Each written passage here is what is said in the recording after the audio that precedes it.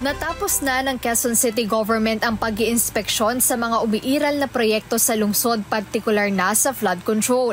Ayon sa lokal na pamahalaan, 2 lang sa higit 300 Department of Public Works and Highways o DPWH flood control projects ang may aprobadong Certificate of Coordination. Bukod dito, nadiskubre rin ng pamahalaang lungsod ang 35 flood control projects na pinondohan ngunit hindi mahanap ng Engineering Department.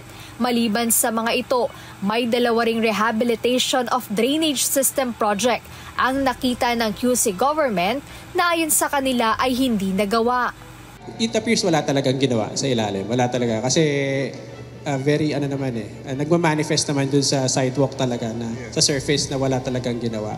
Unless napakagaling po ng kontraktor na talagang ginayang-gaya po niya.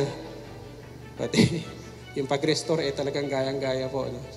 Kabilang narito ang nasa Barangay South Triangle na 70 million pesos ang halaga at sa Barangay Tatalon na halagang 48 million pesos naman.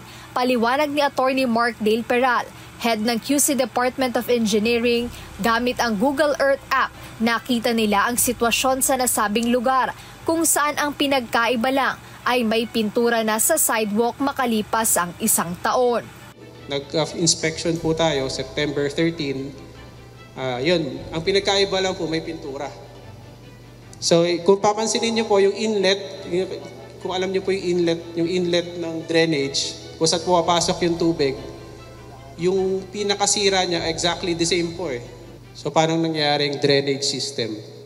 Bukod dito, nadiskubre rin nila na 91 drainage system project ang nakalagay sa hindi flood-prone o bahaing lugar sa lungsod.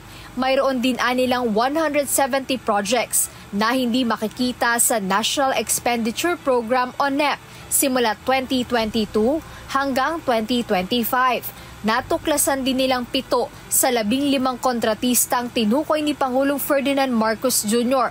ay may flood control project sa Quezon City. Jed Neresina, UNTV News and Rescue.